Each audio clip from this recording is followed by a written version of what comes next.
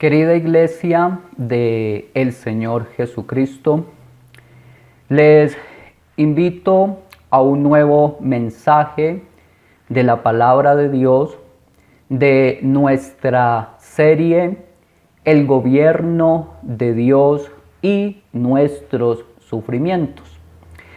El título del mensaje de hoy es El consuelo del gobierno divino.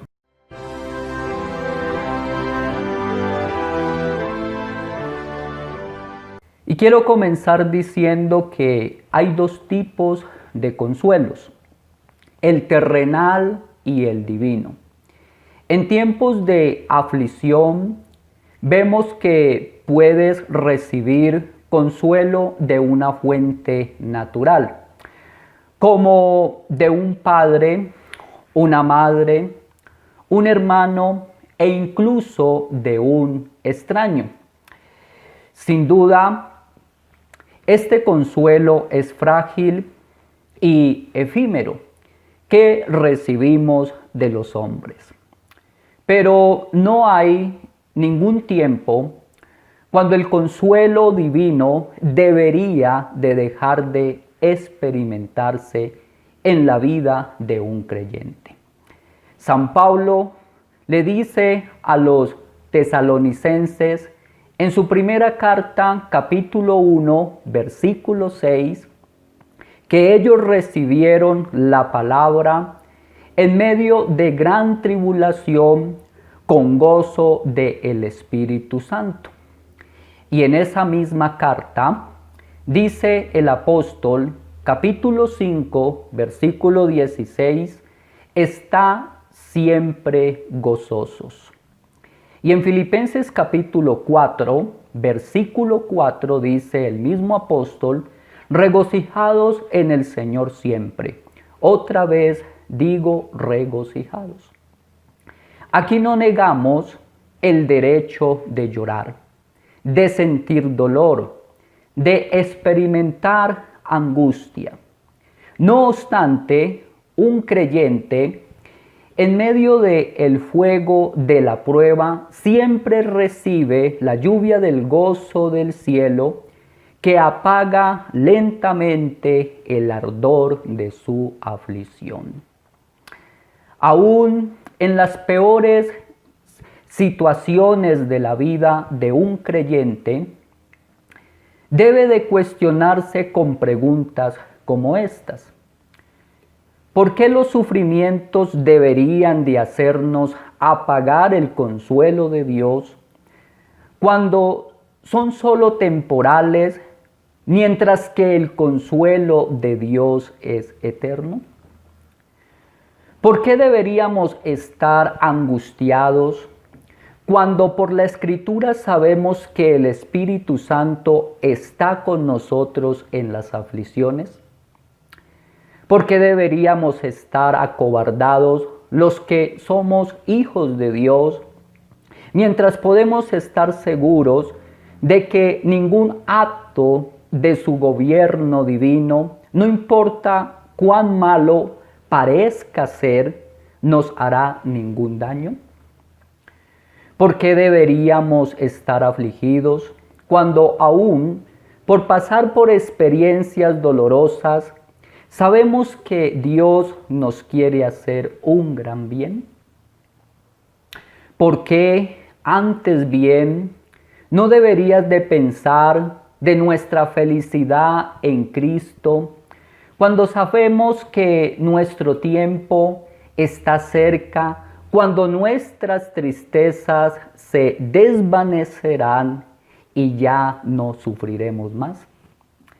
Tengo algunos versículos para ti que te ayudarán a dar forma en tus pensamientos e infundir un anhelo santo en tu corazón en medio de tus tribulaciones. Tú tienes esta promesa, Hebreos capítulo 13, versículo 5, no te desampararé ni te dejaré. Este propósito, Romanos capítulo 8, versículo 28 y versículo 29. Porque sabemos que los que aman a Dios, todas las cosas les ayudan a bien. Esto es a los que conforme a su propósito han sido llamados. Porque a los que antes conoció, también los predestinó para que fuesen hechos conforme a la imagen de su Hijo, para que Él sea el primogénito entre muchos hermanos. Y tendrás este estado eterno y disfrute eterno. Apocalipsis capítulo 7, versículo 17.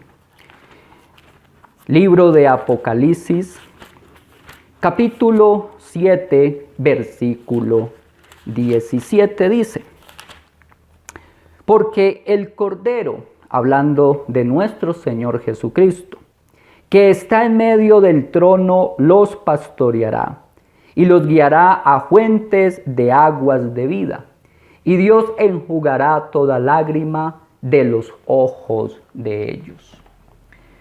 Estos versículos en mente deberían de quitar todo el peso de nuestra carga. El corazón de Dios está lleno de amor por sus hijos. Aun cuando el gobierno divino nos esté haciendo fruncir todo nuestro cuerpo. Mi querido hermano, generalmente las personas pierden el gozo natural porque aman mucho las cosas de este mundo. Si usted le pregunta a una persona incrédula la razón de su aflicción, es nato que le conteste: porque he perdido algo que significaba mucho para mí o dependía de ella. Es lo mismo decir que el gozo de un incrédulo depende de las cosas o personas que él ama en extremo. Pero también hay creyentes que pierden su gozo en medio de la crisis. Como algunos pierden el gozo de la salvación por causa de algún pecado. Pero noten que no afirmo que se pierda la salvación, sino el gozo. David, después que pecó con adulterio y homicidio, perdió esta virtud, el cual tuvo que volverla a pedir, como lo expresa el Salmo 51, versículo 12. Él tuvo que rasgar su corazón ante la presencia de Dios y decir: vuélveme el gozo de mi salvación. De igual manera, hay cristianos que pierden el gozo, porque sus corazones están aún apegados demasiadamente a los bienes de este mundo, personas y vida. Por lo tanto, tengan cuidado de no amar demasiado estas cosas. Son necesarias, pero no dependientes. Uno de los mayores consuelos que tenemos en esta vida es pensar en la segunda venida del Señor Jesucristo. Y le aseguro que las cosas terrenales le parecerán insignificantes. Esto lo dice Pablo en Filipenses capítulo 4, versículo 4 y versículo 5. Filipenses capítulo 4, versículo 4 y versículo 5 dice: regocijados en el Señor siempre. Otra vez digo, regocijados. Vuestra gentileza sea conocida de todos los hombres. Y esta es la razón de nuestro regocijo. El Señor está cerca. Ponga su corazón en las cosas que son eternas, como en la venida de Cristo. Y no corra el riesgo de perder el gozo de la comunión con Dios por causa de un gozo de carácter terrenal. Hay otras cosas que nos quitan el consuelo. Es cuando el gobierno divino retrasa cualquier bendición por la cual usted ha orado y esperado. ¿O no es así, mi querido hermano? Por eso mi consejo para usted es: no se canse ni de rogarle a Dios ni de esperar, que el sabio Dios le está escuchando y te lo concederá en el tiempo más propicio. Porque somos impacientes y siempre queremos que las cosas se nos concedan de inmediato. Pero escuchen esto: muchas veces no hemos recibido porque nuestras experiencias tristes todavía no han obtenido el efecto deseado sobre nuestro corazón.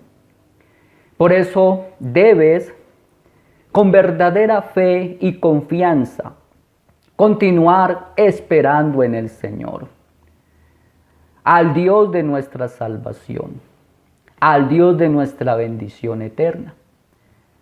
Como dice Isaías capítulo 25, versículo 9.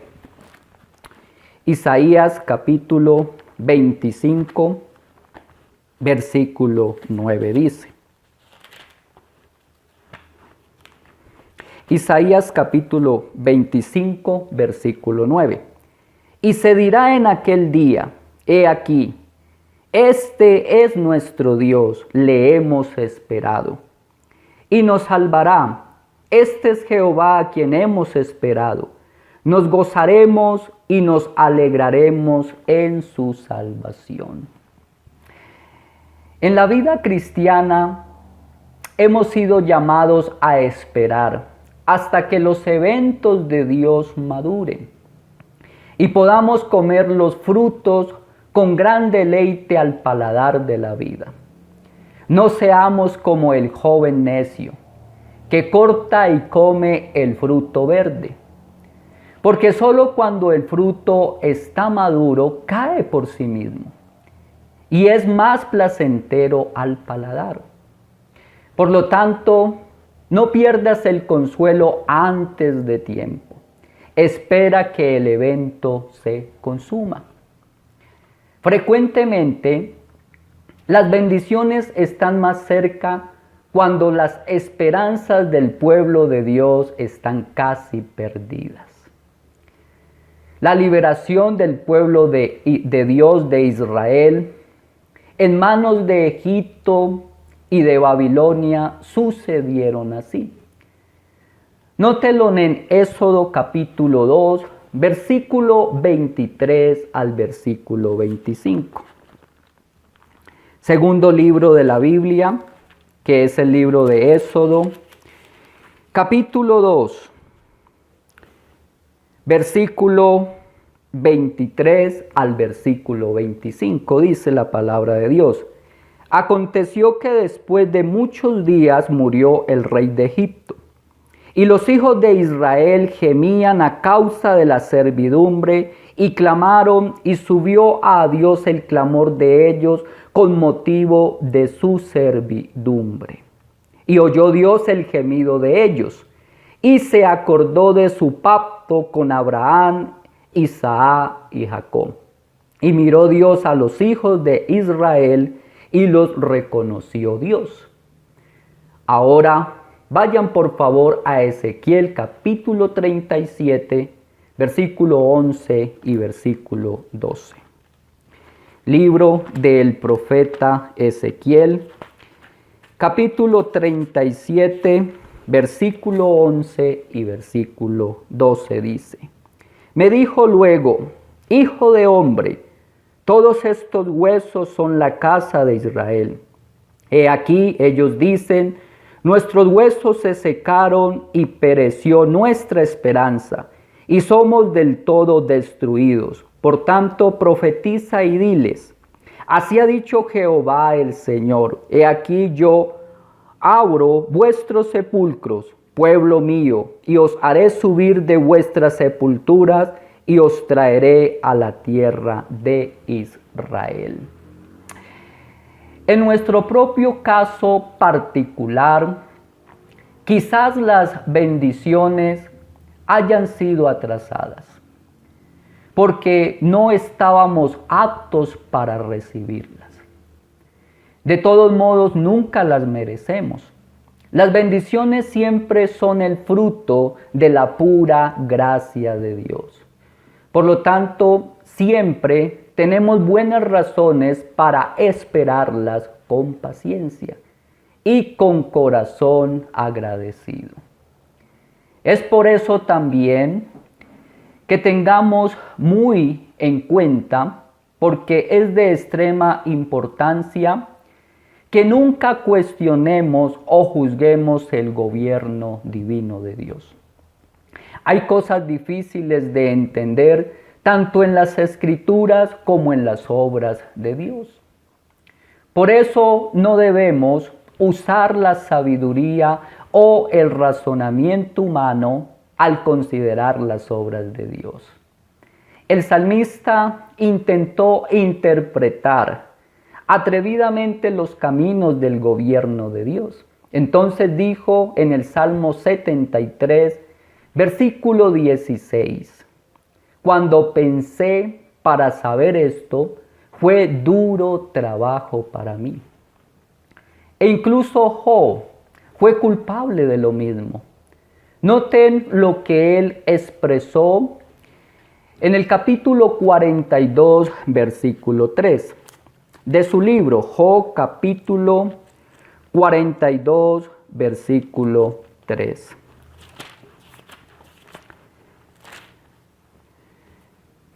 ¿Quién es el que oscurece el consejo sin entendimiento? Por tanto, yo hablaba lo que no entendía, cosas demasiado maravillosas para mí, que yo no comprendía.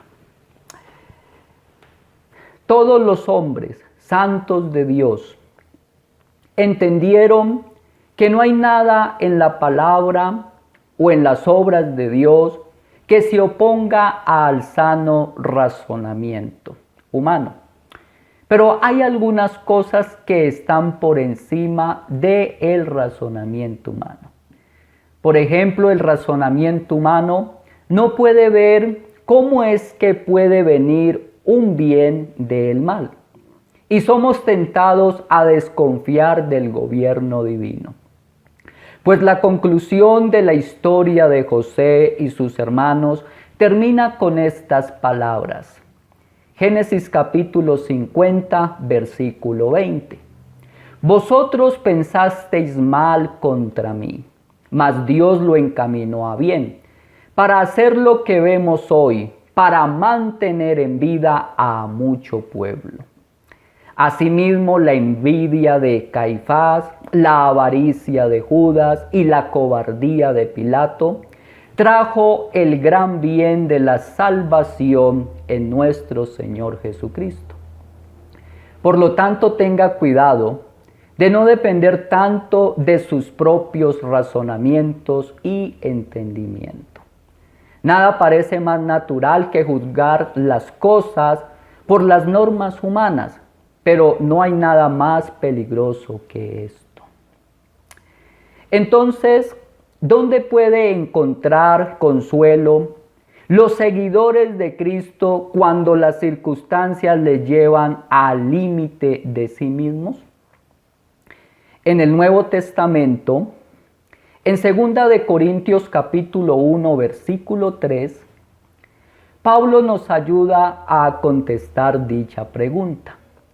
En sus propias palabras, explicó cómo logró salir de una de sus horas más oscuras con profunda reflexión que hicieron que valiera la pena vivir. Que los descubrimientos de Pablo se conviertan en los nuestros. Que también cuando no nos quede otro lugar donde refugiarnos, encontremos como Pablo esta alabanza y este refugio. Bendito sea el Dios y Padre de nuestro Señor Jesucristo, Padre de misericordias y Dios de toda consolación. Deseo compartirles 3 lecciones para tu consuelo en estos últimos minutos que nos quedan de mensaje. En primer lugar, ¿Cómo nos consuela el gobierno divino? Una de las cosas que aprendemos de la Biblia es que el Espíritu de Cristo que nos tranquiliza y nos da seguridad, trabaja de manera asombrosa en nuestros sufrimientos. Esta queda gráficamente ilustrado en la vida de Pablo, que probablemente experimentó tanta tribulación como cualquier veterano de guerra o persona desconsolada que jamás hayamos conocido. Sin embargo, a pesar de todo su dolor, lo superó alabando a Dios, como ya lo citamos en 2 de Corintios 1:3. Mi querido hermano, San Pablo, en su calidad de representante de Cristo maltratado, magullado y a menudo sufriente, este apóstol es un estudio de cómo el Espíritu de Dios puede dar consuelo y ayuda en medio de la tribulación. Él es un ejemplo de alguien que pudo ir más allá de los recuerdos tormentosos de los que les había hecho a los demás y de lo que los demás le habían hecho a él. Recuerden que Pablo en su pasado persiguió y maltrató a la iglesia.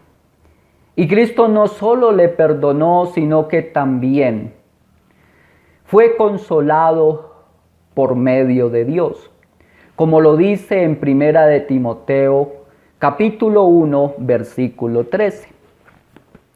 Primera carta del apóstol Pablo a Timoteo, capítulo 1, versículo 13 dice: habiendo yo sido antes blasfemo, perseguidor e injuriador, mas fui recibido a misericordia. Sí, el Padre misericordioso fue recibido por medio de él, porque lo hice por ignorancia, en incredulidad. Y para darnos una idea de lo que él había soportado a lo largo del camino por causa de Cristo, escribió lo siguiente en 2 de Corintios, capítulo 11, versículo 24 al 27.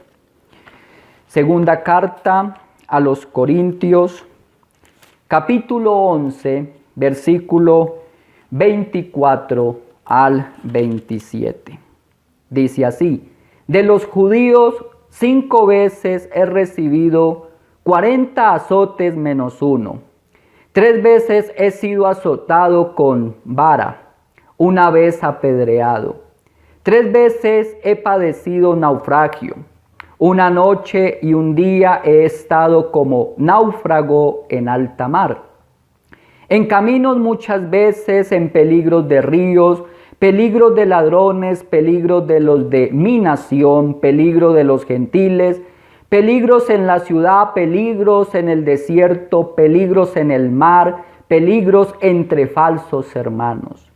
En trabajo y fatiga, en muchos desvelos, en hambre y sed, en muchos ayunos, en frío y en desnudez. Sin embargo, el apóstol fue más que sobreviviente. Si bien recordaba y llevaba las cicatrices del pasado, pero no estaba quebrantado ni amargado por sus recuerdos. Pudo mirar hacia atrás y pudo ver que los momentos más oscuros en realidad habían preparado el camino para un nuevo amanecer. Escribió convincentemente acerca de una fuente de consuelo misteriosa, aunque real, que le libró de sus recuerdos. ¿Cuál era el secreto de Pablo? ¿Acaso su umbral de dolor era tan elevado que no sentía como lo sufrimos el resto de nosotros? ¿Acaso su cuerpo estaba desprovisto de nervios? ¿O se había quemado tanto que era como un peleador de la UFC, de ojos vidriosos, que sigue regresando para recibir más golpes sin importar cuántas veces sea derribado? No creo que eso sea correcto exponer como un argumento a favor de ninguno de estos casos. Entonces, ¿cuál era el secreto de Pablo? La respuesta que tenemos es clara. Pablo era un hombre que era un testimonio vivo del consuelo de Dios. En las propias palabras de Pablo encontramos una explicación para su capacidad para sobrevivir experiencias que han quebrantado a otros, que es al saber, él experimentaba el amor y el consuelo de Dios en toda su llenura, en mente y corazón. Y nosotros también podemos encontrar rescate y alivio si el Padre de nuestro Señor Jesucristo es nuestro Padre de misericordias y el Dios de nuestra consolación. En segundo lugar, el consuelo del gobierno divino es para los que están en debilidad. Noten que Pablo comenzó esta carta de Segunda de Corintios con el consuelo en mente. Y Pablo revela que solo el consuelo de Dios puede disfrutarse cuando aprendemos a depender de Dios en vez de depender de nosotros mismos. Lo hace notar en los versículos 8 y 9 de Segunda de Corintios capítulo 1. Versículo 8 y versículo 9 dice San Pablo: porque hermanos, no queremos que ignoréis acerca de nuestra tribulación que nos sobrevino en Asia, pues fuimos abrumados sobremanera más allá de nuestras fuerzas, de tal modo que aún perdimos la esperanza de conservar la vida. Verso 9. Pero tuvimos en nosotros mismos sentencia de muerte, para que no confiésemos en nosotros mismos, sino en Dios que resucita a los muertos. Verso 10. El cual nos libró y nos librará, y en quien esperamos que aún nos librará de tan gran muerte. Aquí vemos que Pablo encontró consuelo solo después de llegar al límite de sí mismo. Por medio de pensamientos, emociones de debilidad y desesperación, fue guiado por Dios a una esperanza tranquilizadora que nunca habrían podido conocer si solo hubiera vivido buenos tiempos. Fue un momento de impotencia. Mire, querido hermano, cuando Pablo aprendió a depender del Señor Jesús y animarse en la capacidad de Dios para rescatarle de la sombra de la muerte. Vuelvo y repito esto. Fue un momento de impotencia cuando Pablo aprendió a depender del Señor Jesús y animarse en la capacidad de Dios para rescatarle de la sombra de muerte. Pablo descubrió aquello que ningún siervo y amigo de Cristo puede darse el lujo de perder. Descubrió que las riquezas del consuelo de Dios no se encuentra en la autosuficiencia, que es la consecuencia lógica de los buenos tiempos. Él encontró que solo cuando llegamos al límite de nosotros mismos, nos encontramos en una posición en la que comprendemos más de Dios de lo que jamás hemos aprendido. Al igual que el patriarca del Antiguo Testamento, el santo Job, el apóstol aprendió que la tribulación no solo le llega a los impíos. Experimentó de primera mano que alguien que ama a Dios también puede quedar desprovisto de fortaleza. Un fiel seguidor de Cristo puede pasar por una agonía física casi insoportable, en una profunda angustia del alma y en una falta de paz personal. Como lo describe este mismo apóstol en esta misma carta, capítulo 2, versículo 13, dice: no tuve reposo en mi espíritu. Nuestro mismo Señor Jesucristo en su humanidad, Él dijo de que su alma estaba muy angustiada. Él también lloró. Nuestro Señor Jesucristo también lloró. Entonces, antes de llegar a estar consciente de cuán completa y maravillosamente Dios puede consolar, la historia de Pablo es muy importante porque muestra los estados de humor, las atmósferas y las fases que experimentó como fiel seguidor de Cristo. Él no caminó por allí sintiéndose como el exponente de una raza superior. Se dio cuenta que la vida en el espíritu no se vive constantemente en las cumbres de las montañas emocionales. Como lo expresó en el capítulo 1, versículo 8 de la segunda carta a los Corintios. Porque, hermanos, no queremos que ignoréis acerca de nuestra tribulación.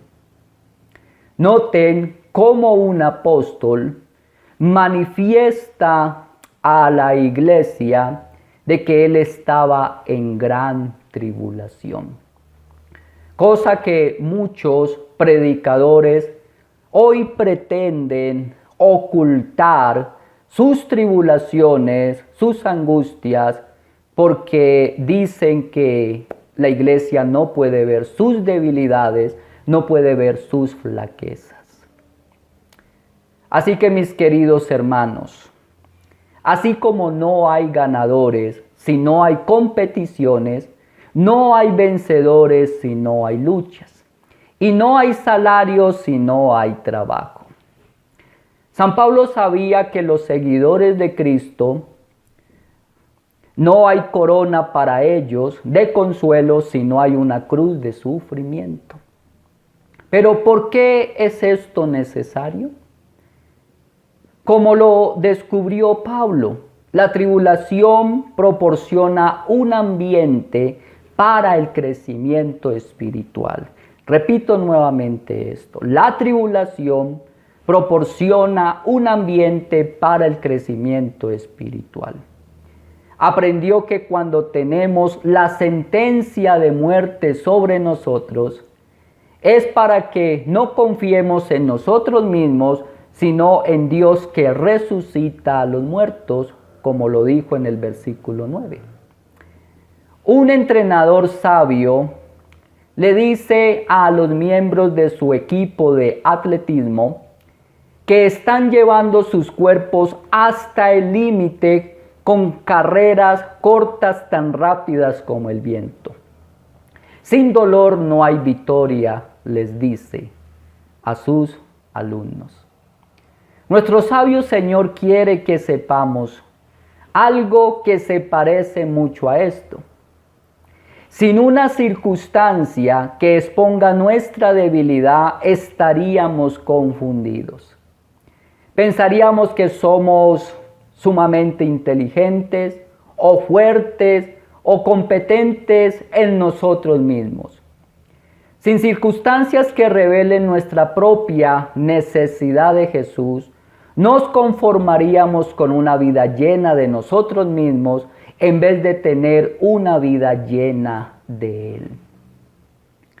Los tiempos difíciles revelan nuestra necesidad de Jesús de una forma que los buenos tiempos no pueden hacerlo.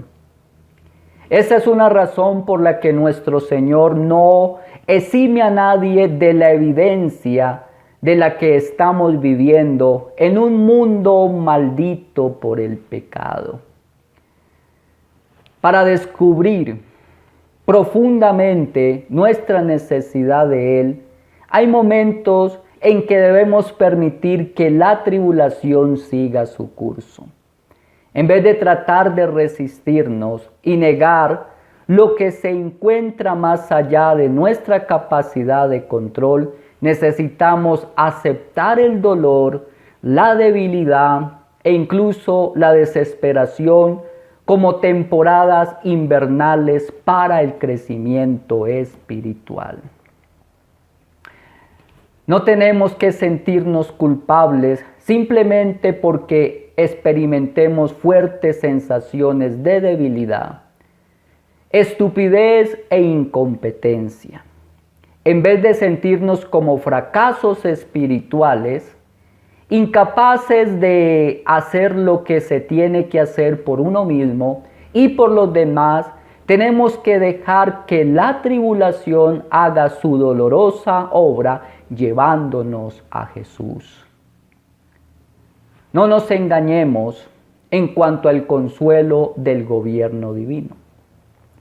Como en el caso de Pablo, puede que venga precedido por experiencias devastadoramente difíciles. Nuestro solaz es que en el tiempo de Dios, el consuelo finalmente llegará. Para aquellos que ponen su debilidad al servicio de Dios. Escuchen esto, el consuelo llegará para la persona que permite que sus problemas le guíen a depender del Señor. No necesitamos verlo para saber que está llegando. Y en tercer lugar, el consuelo del gobierno divino da a la conciencia tranquilidad. Lo que hemos dicho acerca del consuelo hasta ahora es verdad. Pero aquí no termina la historia. El consuelo no solo se encuentra en el amor de Dios, ni se encuentra solamente en hacer que nuestra debilidad se ponga a nuestro servicio.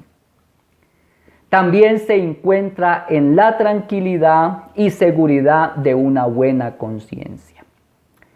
Una buena conciencia, el papel consolador, ayudador y alentador del Espíritu Santo van juntas. Repito nuevamente esto. Una buena conciencia y el papel consolador, ayudador y alentador del Espíritu Santo van juntas.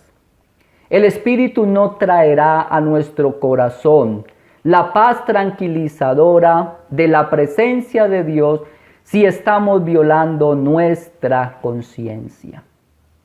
Además de la palabra escrita de Dios, tenemos nuestra conciencia que nos juzga. Aunque imperfecta, ella nos dice como indicador interno si estamos en sintonía con su espíritu. Escucha la confianza que Pablo encontró al saber que su propio corazón no le condenaba. Segunda de Corintios 1:12. Note lo que dice el apóstol. Segunda de Corintios 1:12.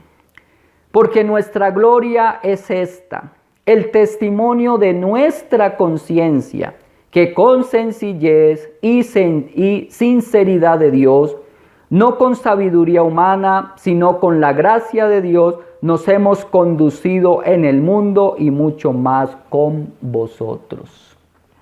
¡Qué consuelo! ser libre de juicio de nuestra propia conciencia.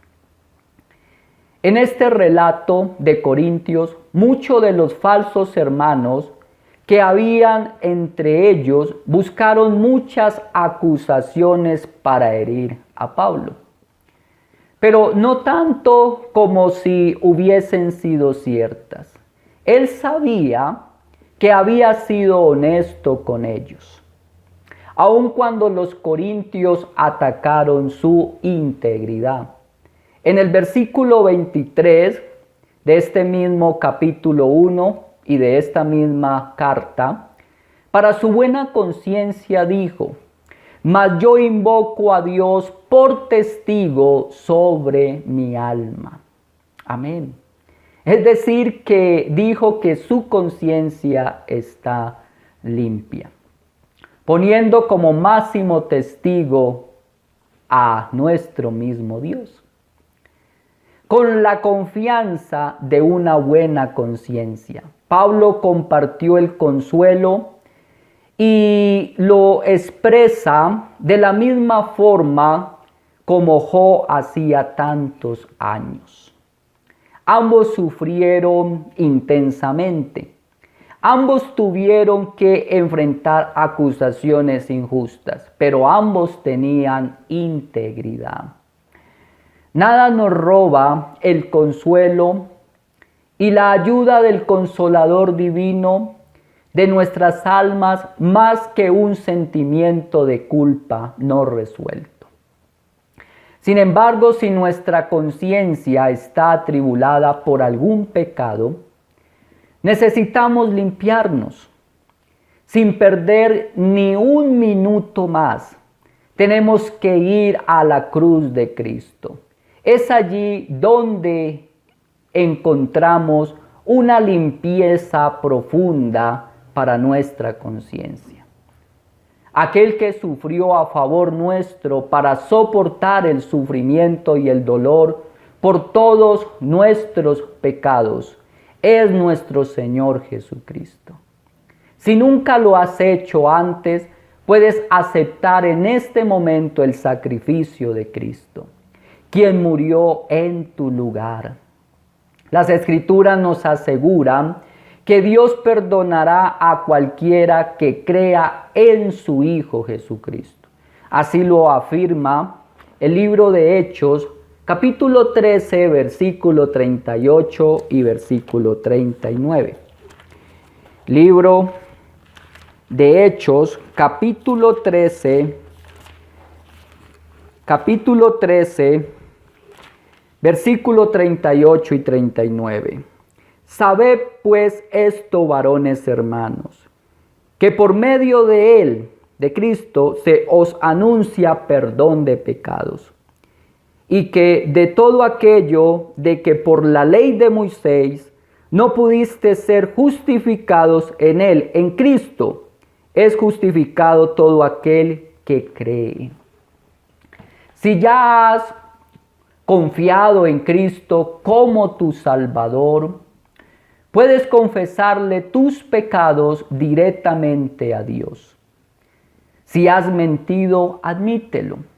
Si has adulterado, arrepiéntete. Si has herido a otros por causa de negligencia, robo, engaño o calumnia, busca su perdón. Puedes recibir la promesa que está en Primera de Juan capítulo 1, versículo 9.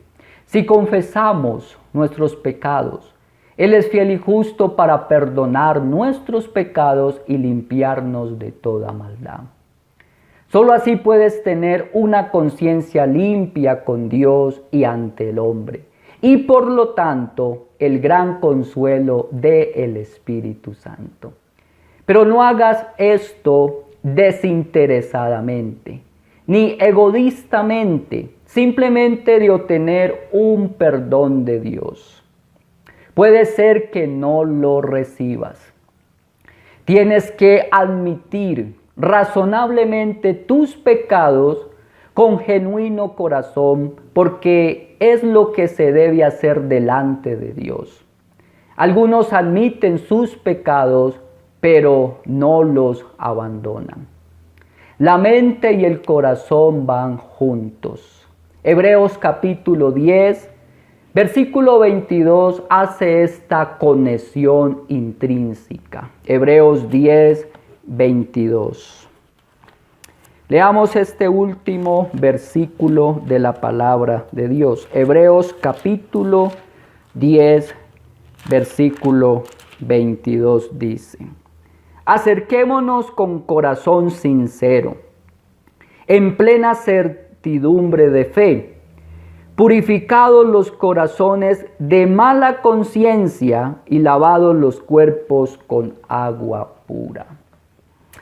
Mi querido hermano, e incluso mi querido amigo, descubre en el Señor mismo no solo la fuerza que se puede encontrar en su perdón, sino también el consuelo de una buena conciencia. Mi apreciado hermano y mi querido amigo, hoy tenemos estas 3 lecciones. Todo verdadero creyente debe de disfrutar del consuelo del gobierno divino de Dios, así como San Pablo lo experimentó en cada circunstancia de su vida. Pero el secreto de este consuelo está en reconocer nuestra debilidad y de tener una conciencia tranquila al ser limpia por la sangre inmaculada de Cristo. Te invito a que oremos. Padre amado, oh Santo Dios, tú te has manifestado a los hombres como un Dios consolador, como un Dios misericordioso. Y esta consolación y misericordia la llevas a cabo en tu iglesia, en tu pueblo. Lo haces a través de tu santo y bendito Espíritu. Así como Él es llamado por Cristo mismo, nuestro amado Salvador, el Consolador, el cual prometió que estaría entre nosotros y en nosotros. Permítenos como tu pueblo, como tu iglesia, seguir disfrutando de esta bendición gloriosa de la consolación a través de tu Santo Espíritu. Y si algún hermano, si algún creyente, por algún pecado ha perdido el gozo, no solo de su salvación, sino también el gozo de su corazón, porque las crisis, las tribulaciones se lo han quitado. Oh excelentísimo Dios, devuélvele, Señor, esta consolación, este gozo en su corazón. Oh Padre amado, que hoy tu palabra haya sido poderosa para la vida de cada uno de mis hermanos y sean convencidos a que acudan con toda sinceridad del corazón a los pies de tu Hijo Jesucristo para que hallen, para que encuentren esta consolación divina, que solo tú puedes darlas, oh bendito Dios. En Cristo Jesús te lo pido, te lo imploro. Amén.